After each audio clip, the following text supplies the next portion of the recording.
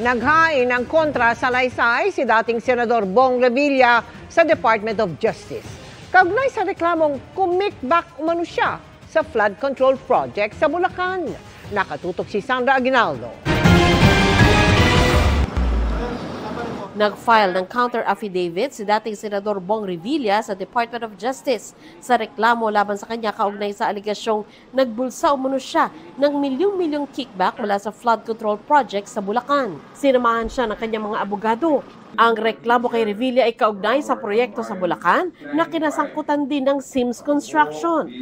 Tumangging magsalita sa media si Revilla. Pero ayon sa tagapagsalita ni Revilla, nagsumite rin ito ng ebidensya para pabulaanan ang akusasyon laban sa kanya. Nagsumite si Mr. Revilla ng mga ebidensya na magpapatunay na lahat ng nilalaman ng mga aligasyon, akusasyon at reklamo laban sa kanya ay pawang kasinungalingan at kasinungalingan lamang. Umaasa si Mr. Revilla na magiging patas ang Department of Justice at titignan niya ang ebidensya at hindi na paaabutin ang reklamong ito sa korte.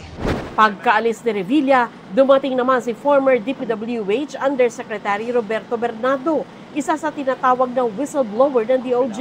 Matatanda ang si Bernardo ang nagsabi na personal siyang naghatid ng kahon-kahong pera kay Revilla sa bahay dito sa Cavite noong 2024 na nagkakahalaga ng 125 million pesos. Bukod dito, naghatid din umano si Bernardo ng 250 million pesos sa bahay din ni Revilla bago magsimula ang kampanya para sa 2025 elections. Hindi nagpaunlak ng panayam si Bernardo. Dati nang itinanggi ni Revilla ang mga bintang ni Bernardo.